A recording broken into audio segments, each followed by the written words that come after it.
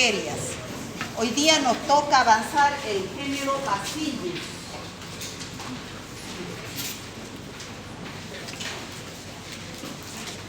Dos especies, Bacillus anthracis y Bacillus cereus. Dos especies del Bacillus, anthracis y cereus. Para que nos ubiquemos dónde estamos, por favor. Hemos visto, ¿no se ve, no? Clarito, ¿o lo ven claro? ¿Usted no lo ve claro? Está medio borroso, ¿verdad? Es por ¿Se ve claro? Sí. Nada, no contesta. ¿Usted ve claro? ¿Sí? Yo por lo menos no veo claro, no veo borroso. Sí, borroso.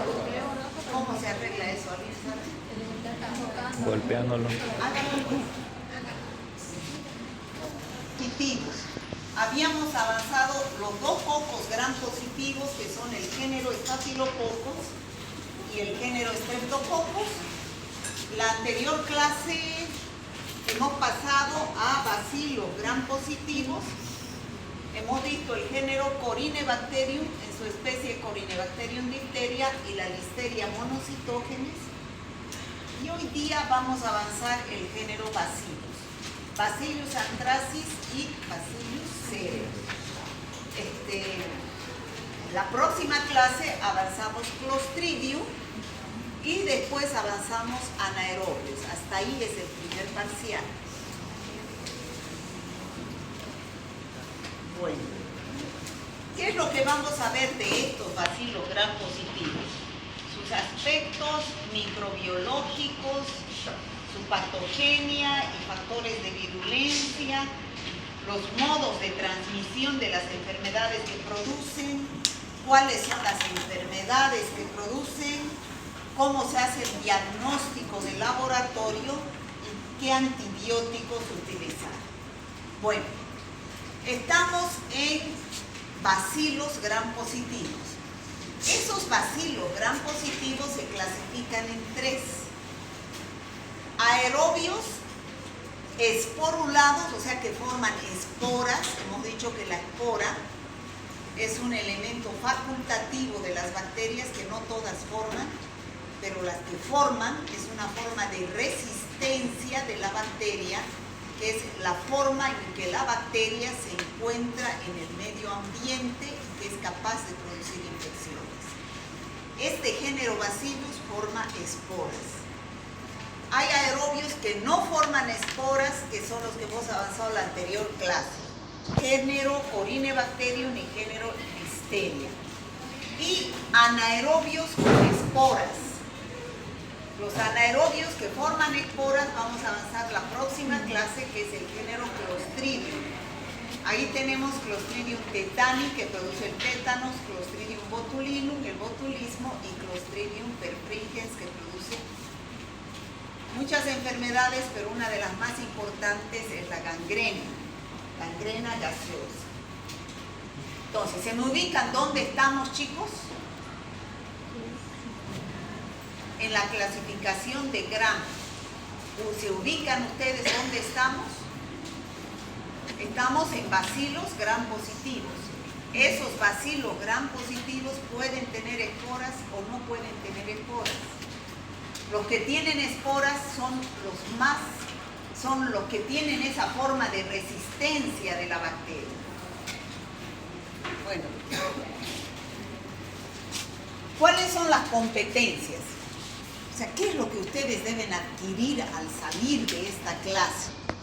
De Bacillus anthracis y de Bacillus cereus. O sea, ¿qué competencias de laboratorio y competencias clínicas, ¿no?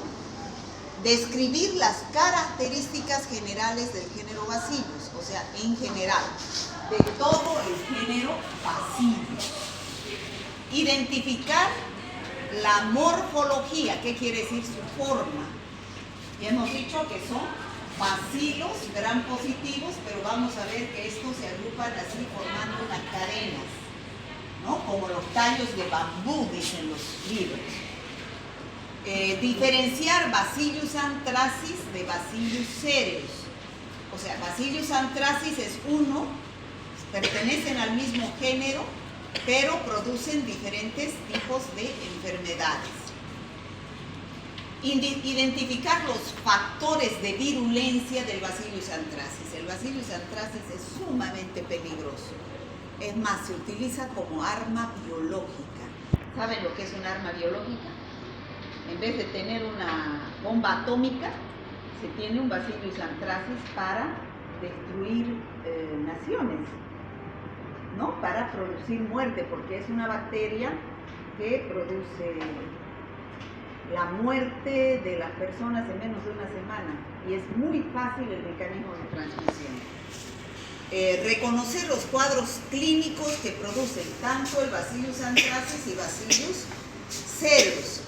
Interpretar hallazgos básicos del laboratorio y relacionar la forma en que se produce la infección con la clínica y seleccionar medidas de tratamiento para cada caso y cómo podemos prevenir estas enfermedades. Bueno, como les decía, ¿no? Género Bacillus, su morfología, era la primera competencia que debíamos lograr al salir de acá. Yo les dije que son bacilos grandes. Estos son los bacilos. Fíjense, se agrupan en cadenas y asemejan las cañas de bambú, o sea, con los extremos cortados así como en una escuadra, cuadraditos. No es como el clostridium, como el que vimos en la anterior clase, que era con los extremos como palillo de tambor, ¿recuerdan? El Corynebacterium. Estos son como los extremos cortados a escuadras. Hemos dicho que estas bacterias son bacilos esporulados. ¿Qué quiere decir? Que producen esporas. Pero las esporas las tienen dentro, son endosporas. En algún momento las liberan, ¿no? Pero son endosporas y se disponen en cadenas. Esa es la morfología del género Bacillus. ¿Cuáles son las dos especies de importancia clínica? Tenemos Bacillus anthracis, que produce una enfermedad llamada carbunco o anthrax. Jóvenes, por favor, ¿se quedan o se salen? Pero no pueden estar entrando así a cada rato. ¿Ya? Por favor, jóvenes. ¿Ya? Yo no les obligo a que vengan. Por favor. Entonces, tenemos dos especies. Bacillus anthracis, que produce la enfermedad llamada carbunco o anthrax. En algunos países dicen carbunco y algunos libros también dicen carbunco, pero más conocido es como anthrax. ¿Han escuchado hablar del anthrax ustedes? ¿No han escuchado hablar nunca? Sí. ¿Ustedes qué año han nacido? 2007. ¿Qué año? 2006. Ah, entonces todavía. ¿Pero nunca han escuchado hablar de las Torres Gemelas? 2001. 2001 ha sido, ¿no? 11 de septiembre. El 11 de septiembre del 2001. Bueno, después de que se produjo ese ataque terrorista en las Torres Gemelas, empezaron a mandar por correo esporas de Bacillus anthracis a los políticos de Estados Unidos. Entonces lograron infectar, creo que a 22 personas y murieron 5. Pero porque se fijaron a tiempo, mandaban por correo las esporas de Bacillus anthracis. Ellos abrían, inhalaban y en una semana morían. Ya, ese es el anthrax, pero en forma como arma biológica, pero también se presenta el anthrax en forma natural, ¿no? Ahora, el Bacillus cereus es el que produce intoxicaciones alimentarias. ¿Qué quiere decir? Que está en alimentos contaminados y que ingresan a través de las toxinas preformadas en estos alimentos contaminados, sobre todo el arroz ¿qué se dice? Recalentado. ¿Ya? Eso es lo que dicen los libros. Primero vamos a ver el Bacillus anthracis. ¿Ya? Este Bacillus anthracis es un bacilo gram positivo, como dijimos, ¿no? Que se agrupa en cadenas y que tiene los endoporos. Los esporos están dentro. Tiene una cápsula. Esta es su cápsula de polipéptidos de ácido D-glutámico. No tiene flagelos, por lo tanto no es móvil. Y las esporas que produce son esporas resistentes. Esporas o esporos son resistentes. Esas son las características del Bacillus anthracis.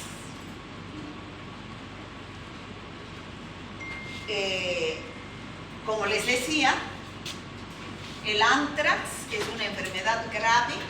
Hay un anthrax maligno llamado pústula maligna que se presentó en la quinta plaga de Egipto. En Egipto se presentó como una plaga.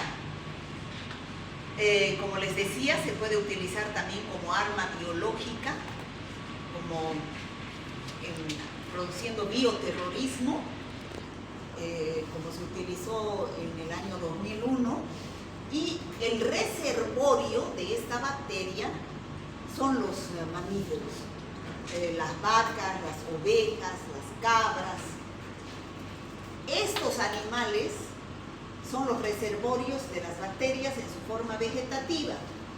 Pero en su forma vegetativa, estas vacas, ovejas que se infectan, también se mueren por sepsis, infección generalizada. Entonces, estas vacas, ovejas que se enferman de anthrax, quedan tirados en los campos y no los entierran. Entonces, ¿qué sucede? La bacteria que se encuentra en su forma vegetativa se transforma ¿en qué? En esporo. Y ese esporo queda regado en esos campos. Incluso la Biblia habla, las lecturas antiguas hablan del anthrax y decían los campos malditos porque estaban regados de esporos de Bacillus anthracis. Y de ahí del campo es que puede infectar a la gente que vive en el campo, a los ganaderos o los que trabajan con animales, los veterinarios, ¿no? Son los más afectados de anthrax. Caso contrario, cuando se produce la guerra biológica, como es una bacteria sumamente peligrosa, hay que utilizar medidas de bioseguridad importantes. Por eso está ahí arriba, fíjense los sobres. Ustedes buscan Bacillus anthracis en la bibliografía, les van a aparecer esos sobres con los que mandaban a los políticos de Estados Unidos esporos de Bacillus anthracis. Más bien que lo detectaron a tiempo y se pudo controlar esa guerra biológica que estaban haciendo.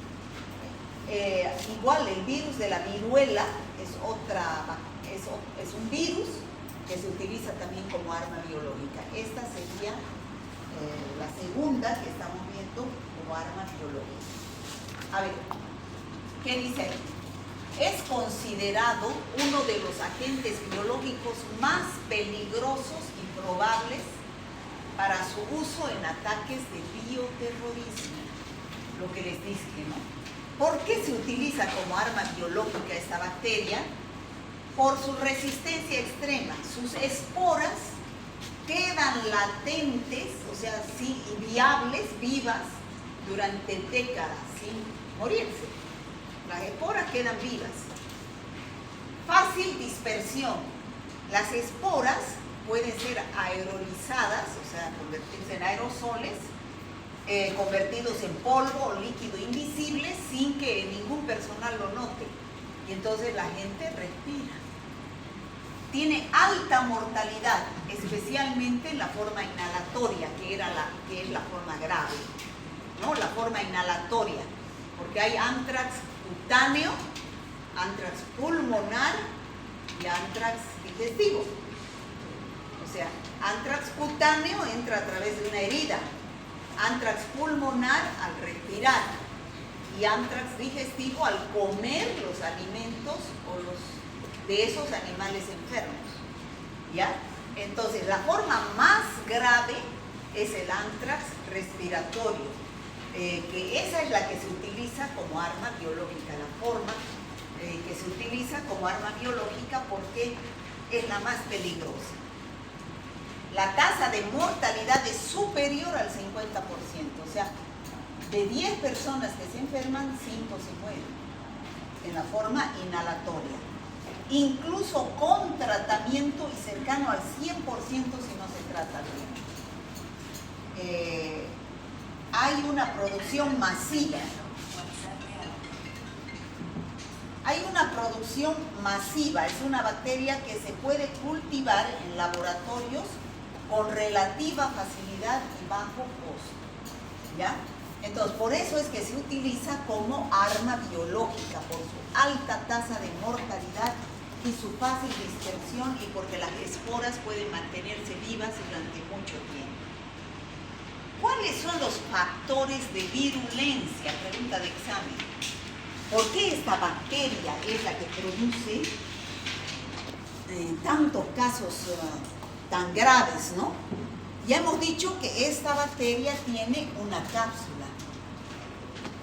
Toda bacteria que tiene cápsula tiene acción antifagocitaria. Evita ser fagocitado por los macrófagos. Tiene toxinas. Una toxina que se llama antígeno protector. Y además tiene un factor que produce edema, se llama factor edema, produce hinchazón, y factor letal, el factor capaz de producir la muerte. Esos son los 4 factores de virulencia que tiene el Bacillus anthracis y por el cual produce las enfermedades que vamos a citar a continuación. Factor de virulencia es por qué la bacteria produce las enfermedades que vamos a citar. Ahí tenemos. La entrada, ya dijimos, puede ser por la piel, si yo tengo una microherida o una herida y estoy manipulando la hierba donde hay esporos o animales que tengan anthrax, ¿no? Entonces, por una herida. También puede ingresar por inhalación, por vía aérea, al respirar en los establos, por ejemplo, donde hay animales enfermos, y yo respiro, o en forma provocada cuando me mandan esporos en sobres, ¿no? O por ingestión, ¿qué quiere decir? Al comer alimentos por la boca, alimentos contaminados, o sea, por ejemplo, hay casos en que estos animales se mueren de anthrax y la gente no quiere perder pues sus vacas. Las carnean las vacas muertas con anthrax y eso lo venden. Entonces, eso es por vía oral o por vía por ingestión, ¿no? ¿Qué es lo que produce? Estas bacterias ingresan por esas vías, producen sus toxinas. Y esas toxinas, ese factor edema, produce edema y produce necrosis, lo cual es letal para las personas. Y ahí tenemos los cuadros clínicos que se producen en el anthrax. Fíjense cómo mueren los animales de anthrax. A eso se llama anthrax o carbunco animal. Los animales se mueren en el campo y no los entierran y dejan. En este animal todavía se encuentra la forma vegetativa de la bacteria, pero esa forma vegetativa al encontrarse en condiciones adversas de vida, pH, temperatura, humedad, se convierte en esporas. Y ya hemos dicho que esas esporas pueden estar regadas en los campos durante años sin morirse, manteniéndose viables, ¿no? Entonces, ¿qué cuadros clínicos produce? Se ingresa por la piel, se produce por la piel, por una herida, el anthrax cutáneo. Ahorita vamos a describir cómo es el anthrax cutáneo. Cuando ingresa por una herida, se produce una escara negra. El anthrax pulmonar o respiratorio, ese es el más grave, ya hemos dicho, ese es el que se utiliza como bioterrorismo, como arma biológica, el pulmonar. Y el anthrax gastrointestinal, alta mortalidad en forma inhalatoria. Entonces son las 3 formas en las cuales se presenta el anthrax. Ya hemos dicho, el pulmonar tiene una mortalidad del 50 al 95%. Si no se realiza tratamiento, se mueren los pacientes en una semana. En cambio, el carbunco cutáneo tiene una mortalidad baja del 20%. Esa no se usa como arma biológica. Y el gastrointestinal también tiene una mortalidad alta del 95%. Esas son las formas de acuerdo a la vía de ingreso por la cual ingresa la bacteria. Pero todas estas terminan en sepsis.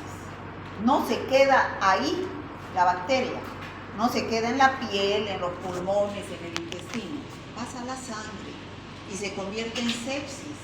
Y también va al sistema nervioso y puede dar meningitis. Esas son las formas terminales ya de antrax. Bueno, vamos a ver primero el antrax cutáneo, que es el más común, pero el que tiene solo 20% de mortalidad. Es el más común, el antrax cutáneo, ¿no? La transmisión, las esporas entran a través de cortes o raspaduras en la piel al manipular animales infectados.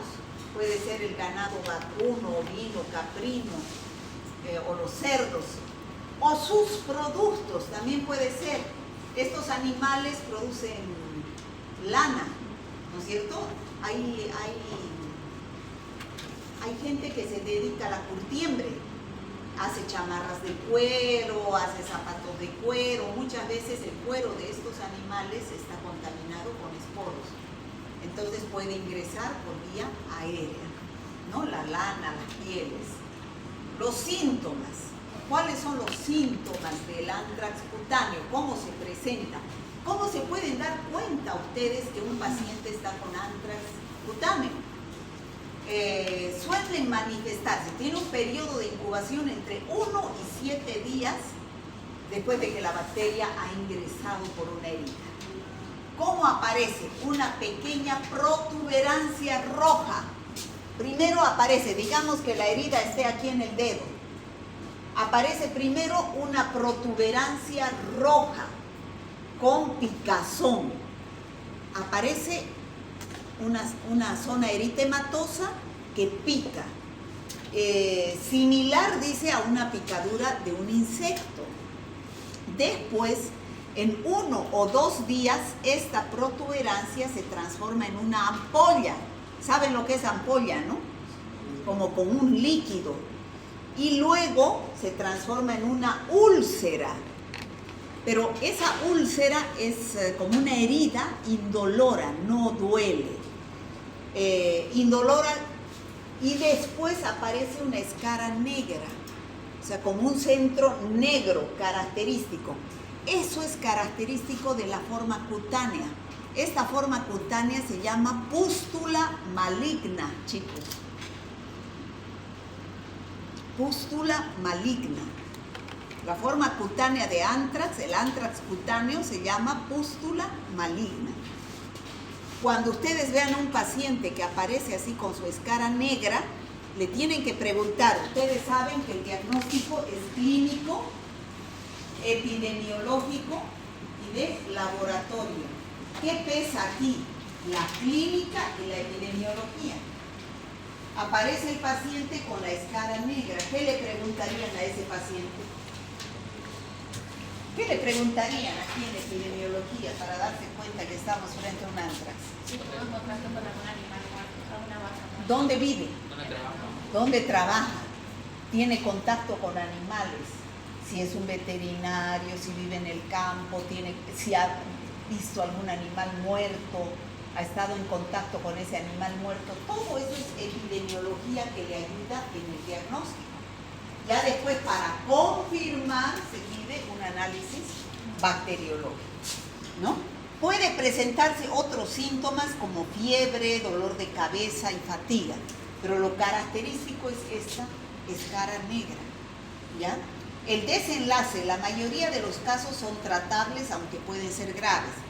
Si el paciente no va al médico y no recibe tratamiento, no le da importancia a esa escara negra que es la pústula maligna, puede transformarse en una sepsis y el paciente muere. Pero si el paciente va al médico, recibe antibióticos, se cura sin ningún problema. Hemos visto que tiene el 20% solamente de mortalidad, la tasa de mortalidad. Bueno, ahí tenemos más fotos, es el más común este anthrax. Se inocula a través de una herida que hay en la piel. Primero aparece esa pápula, una úlcera y una escara negra que llega a formar una costra negra y suele asociar con edema cercano a la lesión. Esa es la pústula maligna o anthrax cutáneo. ¿Está claro, chicos? Cuando vean una escara negra, paciente que vive en el campo, sospechen de bacillus anthracis, de anthrax. La forma respiratoria, hemos dicho que tiene un 90% de tasa de mortalidad, es la más grave, la que se utiliza como arma biológica, pero es la menos frecuente, solamente el 5% de los casos. El anthrax cutáneo era la más frecuente. Esta solo 5% de los casos. ¿Cómo es la transmisión? Por inhalación. Las esporas en los establos donde hay animales contaminados están en el aire, contaminando el aire. Ingresan por vía respiratoria. Y entonces, ¿cómo se manifiesta? Clínicamente.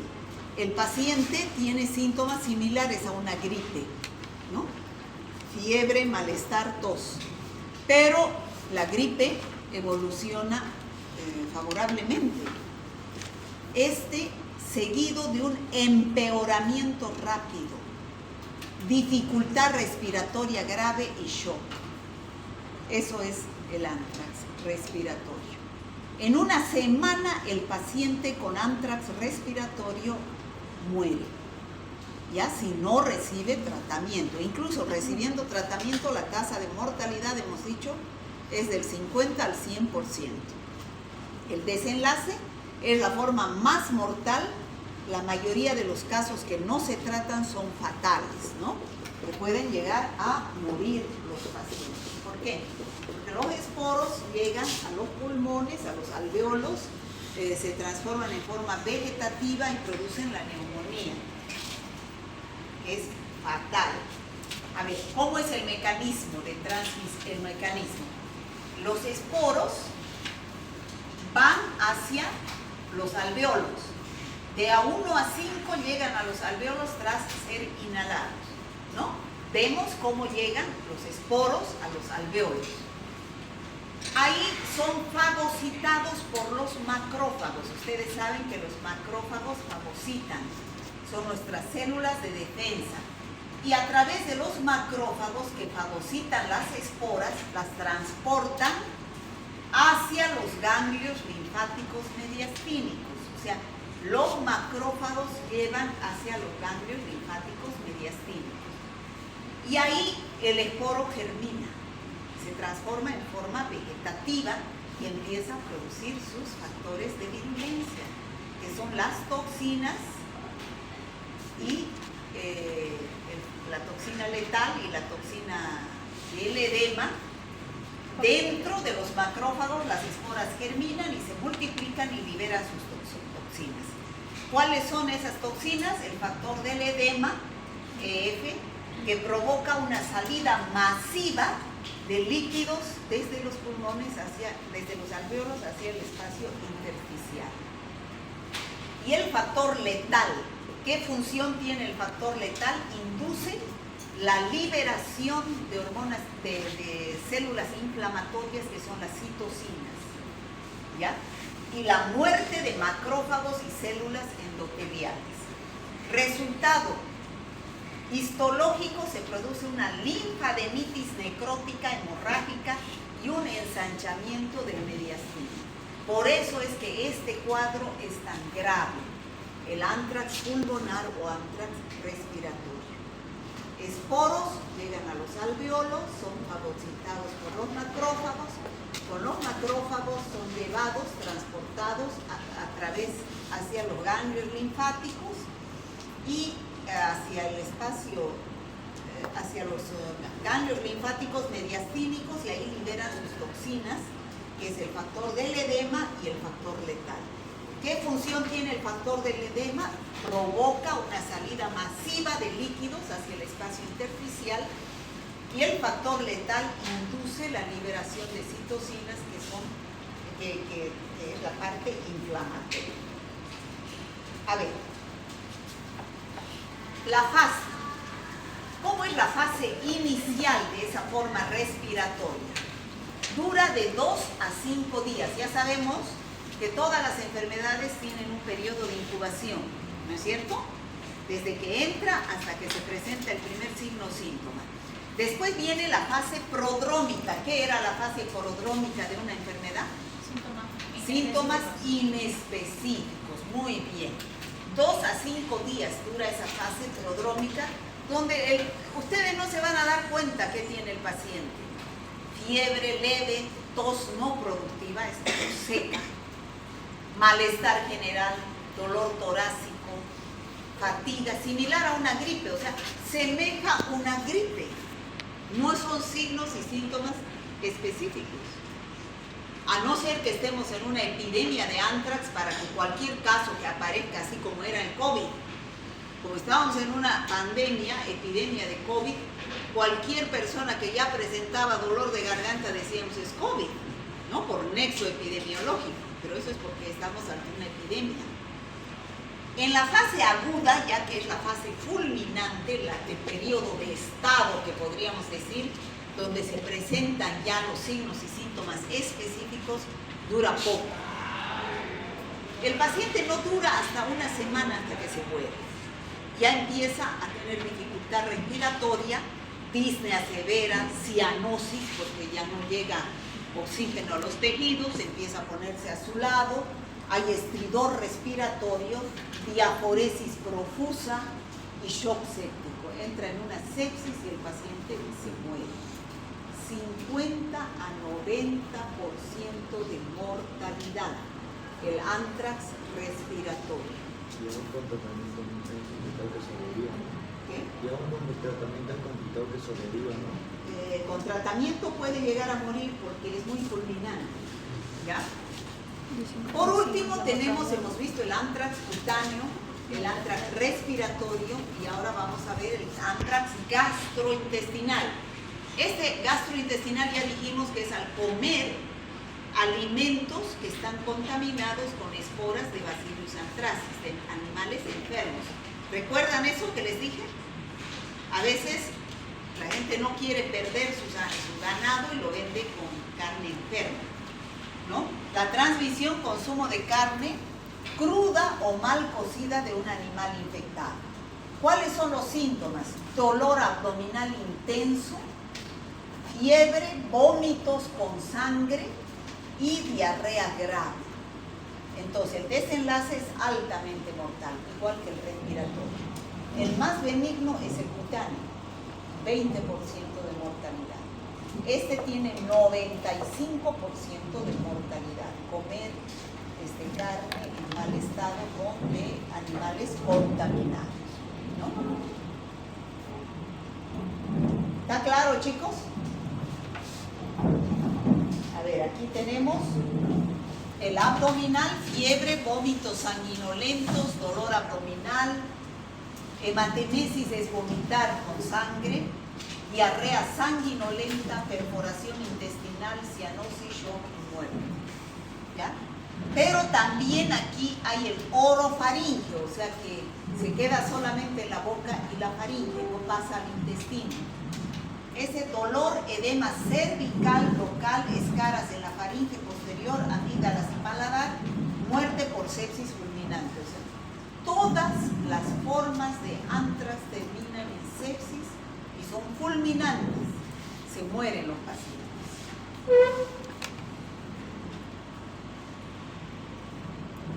Y ya dijimos, cualquiera de las formas, ya sea la cutánea, la respiratoria, la gastrointestinal, pueden terminar en meningitis, porque se va hacia el sistema nervioso, es una complicación del ántrax. es una complicación poco frecuente. Es decir, se disemina la bacteria al sistema nervioso central por medio de la sangre. Vía hematógena significa por medio de la sangre. Y se presenta el síndrome meningio. ¿Qué es el síndrome meningio, chicos? ¿Qué es un síndrome? Conjunto de signos y síntomas. Y meningio, meningitis, pues, ¿cuál es entonces? Cefalea, rigidez de nuca y fiebre, ¿no? Casi siempre fatal. De cualquiera de las formas puede llegar a infectar a las meninges y se produce el cuadro. ¿Cómo es el tratamiento del anthrax? Primero vamos a ver el diagnóstico. ¿Qué ha pasado? Aquí era diagnóstico. Diagnóstico. Vamos a pedir un análisis laboratorial. Se pide un análisis laboratorial, se van a ver una tinción de Gram con bacilos Gram positivos, ya dijimos así, en fila. Se cultiva en agar sangre la bacteria y lo más rápido es hacer biología molecular, o sea, un método directo de PCR. En 2-3 horas ya tenemos el resultado, pero no todos los laboratorios, saben ustedes, que disponen de una PCR, ¿no? Ahora, el tratamiento, se ha visto que esta bacteria se hace tratamiento empírico porque es tan grave, tan rápido, tan fulminante que hay que hacer tratamiento empírico, ¿no? Ciprofloxacina y doxiciclina. Ese es el tratamiento empírico. A ver, ahí está. ¿De dónde vamos a tomar las muestras para hacer análisis? Generalmente, ya les he dicho, ¿cuál es el peso más en el diagnóstico? De los 3 pilares fundamentales, ¿cuál pesa más? Laboratorio. La clínica y la epidemiología. Ustedes con un paciente que venga con una escara negra o una gripe que después de 3-4 días no mejora, más bien empeora, hay que sospechar de anthrax. Entonces van a pedir un análisis de laboratorio para confirmar su diagnóstico. ¿De dónde se toma la muestra? Si es anthrax cutáneo, de esas vesículas, de esas pústulas, de esas escaras. Se toma la muestra, se hace su tinción de Gram, se cultiva o se hace una PCR en el anthrax cutáneo. También se puede hacer un hemocultivo.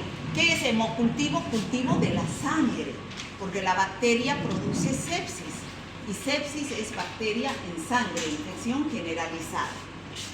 Si es anthrax gastrointestinal, ¿qué es lo que hay que analizar? Las heces, los aspirados gástricos, sacar aspirado del estómago.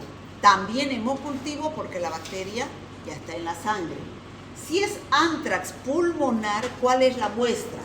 Líquido pleural, esputo, aspirados broncopulmonares, ganglios mesentéricos y en todos los casos los hemocultivos, cultivo de la sangre. Y en meningitis, líquido cefalorraquídeo y hemocultivos. Entonces, esas son las muestras que yo debo analizar para poder aislar la bacteria. Bueno, ya hemos dicho que es una antropozoonosis, ¿no es cierto? Está asociado a los animales. Es en una exposición ocupacional, es decir, es una enfermedad profesional, o sea, de ocupación. La gente que trabaja con animales tiene mayor riesgo a adquirir estas infecciones. ¿Cómo es la prevención? Hay una vacuna. La vacuna en los grupos de riesgo, es decir, a las personas que trabajan con animales, o en el caso de que haya una epidemia, a todo el mundo hay que vacunar. Evitar el contacto con animales infectados y sus productos, ¿no? Y las personas expuestas por su trabajo deben utilizar pues medidas de bioseguridad de protección personal para evitar ser contagiados, ¿no? Porque esta es una bacteria muy letal, muy peligrosa. Bueno, eso sería Bacillus anthracis, chicos. ¿Está claro? A ver, creo que aquí tenía... A ver, un ratito.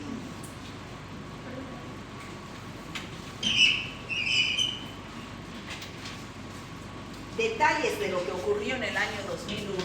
Esto me estaba viendo ayer. El agente se llama Bacillus anthracis, bacteria causante del anthrax, distribuida en forma de polvo fino altamente letal por inhalación. Cronología, o sea, cómo sucedieron los hechos del año 2001, estoy hablando. Las cartas, dice, comenzaron a aparecer poco después de los atentados del 11 de septiembre del 2001, que fueron por los talibanes, ¿no es cierto? ¿Se acuerdan? No se acuerdan, porque ustedes ni existían. Bueno, en el año 2001 hubo el atentado de los árabes, pues, ¿no? Y todo el mundo pensaba que eran ellos los que estaban mandando los sobres, pero no había sido así. El objetivo, ¿a quiénes mandaban esos sobres? A los medios de comunicación en Estados Unidos, en Florida y Nueva York, y los senadores demócratas, ahí están sus nombres, ¿no? Ellos eran el objetivo, matarlos a ellos. El impacto: 22 personas se enfermaron y 5 fallecieron de esas 22.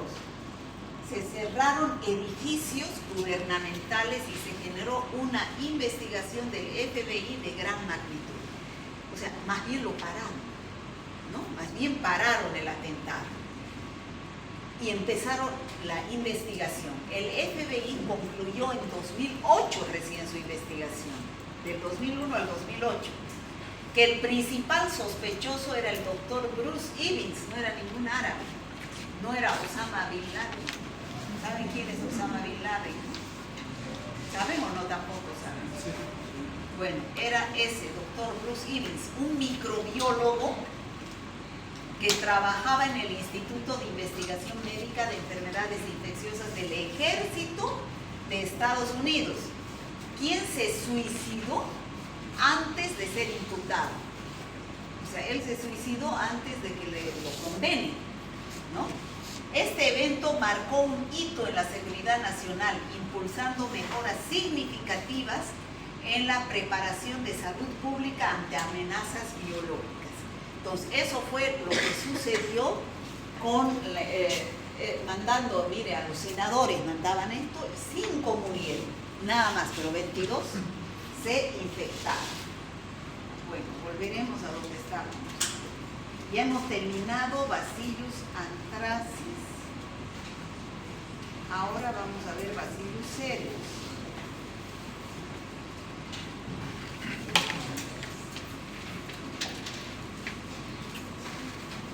Bacillus cereus.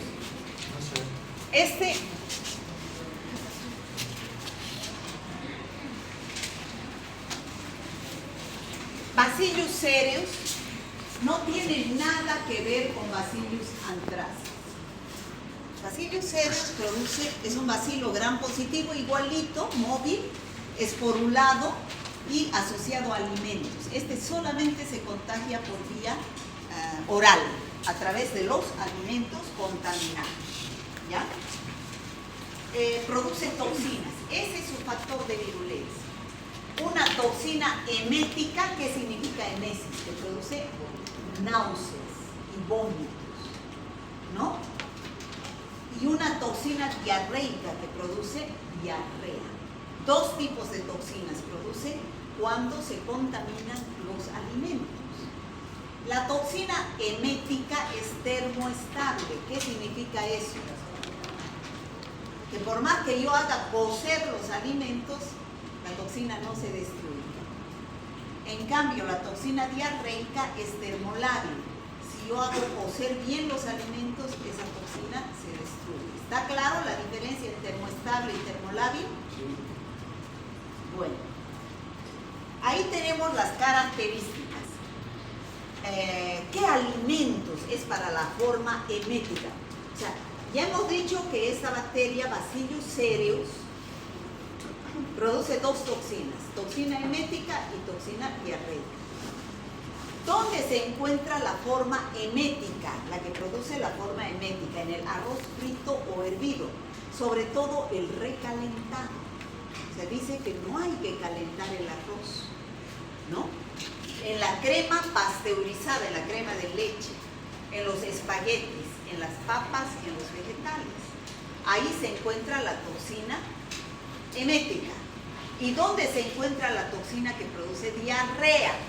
En los platos que tienen maíz, en la leche, en la sopa, en la carne, en el budín.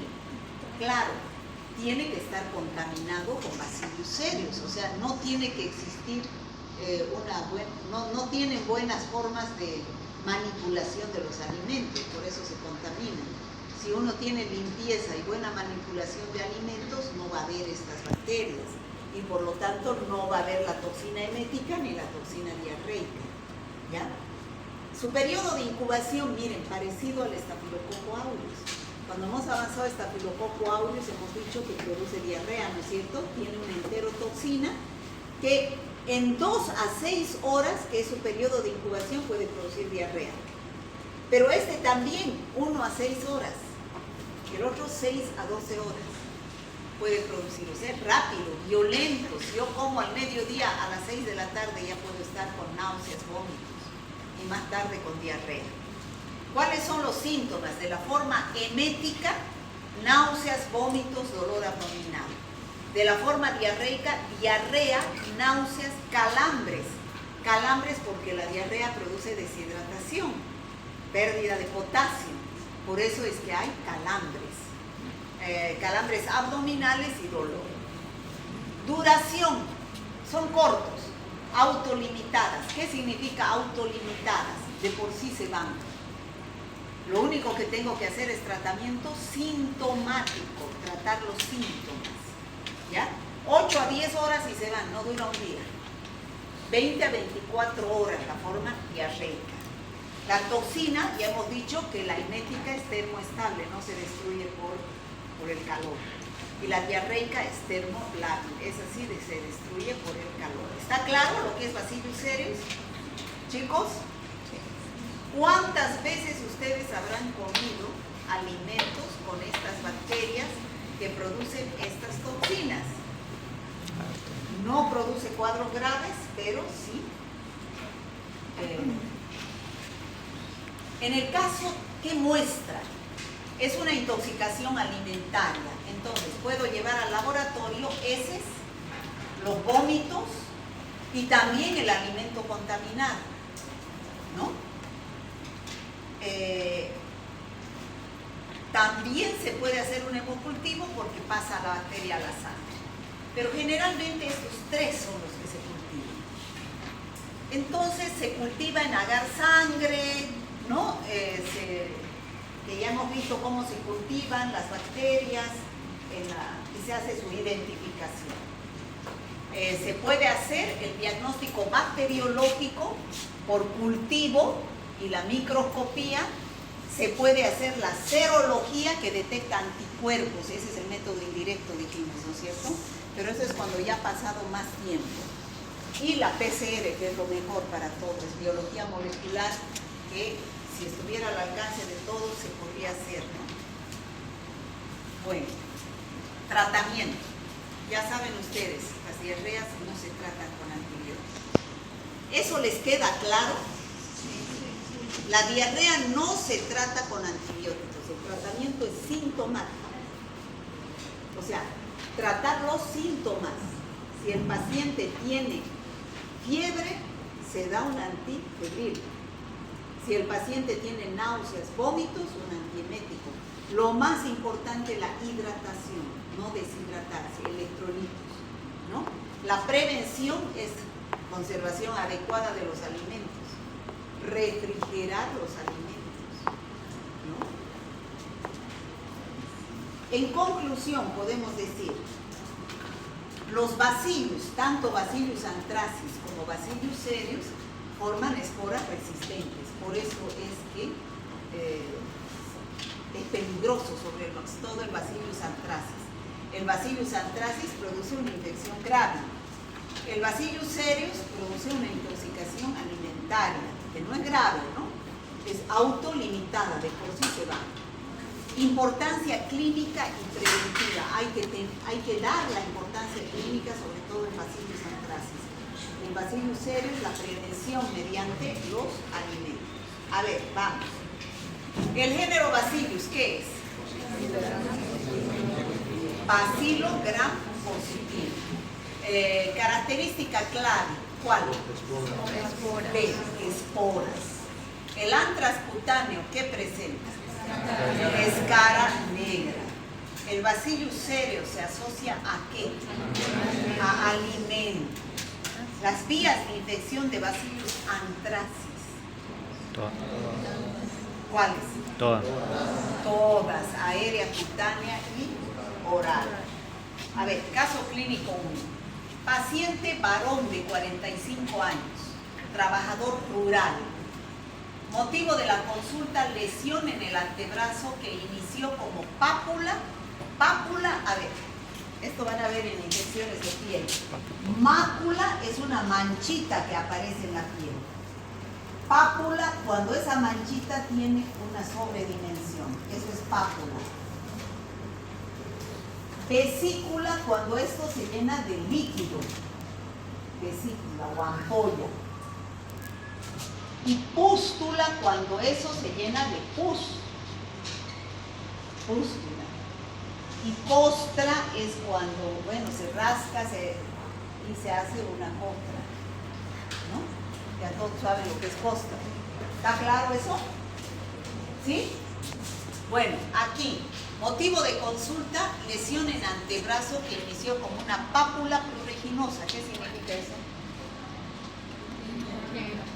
Pápula. Picazón, o sea, una manchita con su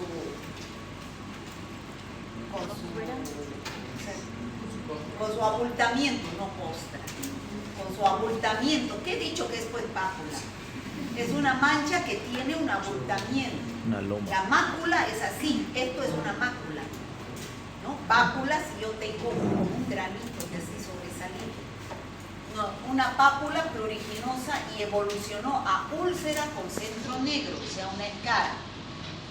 Datos adicionales, contacto reciente con ganado y tiene un edema alrededor de la lesión y no tiene dolor significativo. Esa escara no duele, ¿no? Entonces, ¿cuál es su diagnóstico? Anthrax cutáneo. Anthrax cutáneo, ¿no? ¿Cuál es el principal factor de virulencia? Espora. El principal factor de virulencia, ¿cuál es? La espora. Caso clínico 2. Paciente, hombre de 50 años, trabajador en procesamiento de lana, o sea, en las curtiembres. Motivo de consulta, fiebre, disnea progresiva, dolor torácico. Evolución, inicio similar a una gripe, rápida progresión a insuficiencia respiratoria. En una semana le da neumonía. Diagnóstico, Anthrax respiratorio. anthrax respiratorio. ¿Cuál es la vía de transmisión más frecuente? Inhalación de esporas. Inhalación de esporas. ¿Qué forma clínica presenta mayor mortalidad? Pulmonar. La pulmonar. La respiratoria. Caso clínico 3. Estudiante de 20 años. Motivo de consulta, vómitos intensos. 2 horas después de ingerir arroz recalentado. ¿No? ¿Cuál es el agente más probable? Bacillus cereus. Bacillus cereus. ¿Qué característica tiene la toxina? Termoestable. Vómitos intensos. ¿Qué característica? ¿Qué se llama la toxina? Toxina emética. ¿Qué característica tiene? Es Termolable. termoestable. No se destruye con el calor. Pero esta no es la que... Caso clínico 4. Lesión cutánea con escara negra. Vómitos tras ingestión. Paciente A, son 2 pacientes. Uno tiene lesión cutánea con escara negra y el paciente B, vómitos tras ingerir arroz recalentado. Pregunta, ¿cuál es la diferencia clave entre ambas patologías. Ambas son infecciones invasivas, ambas son virales, una es infección y la otra intoxicación, o no hay diferencia. Esta es infección y esta es una intoxicación, ¿no? Mensaje claro: el Bacillus anthracis produce una infección invasiva de alta gravedad asociado a esporas y toxinas. La forma infectante es su espora y el factor de virulencia es su toxina. El Bacillus cereus produce intoxicación alimentaria. Curso autolimitado. ¿Qué significa autolimitado? Que se elimina y se va solo. Que se va solo. No necesito hacer tratamiento muy relacionado con toxinas preformadas en los alimentos. Bueno, y al final, esa es una reflexión. Cuando te sientas solo, recuerda que hay millones de bacterias que viven en tu cuerpo y que significas el mundo para ellas. O sea que no se depriman. No se depriman porque tienen 1 millón de bacterias que viven con ustedes y dependen de ustedes. No se trata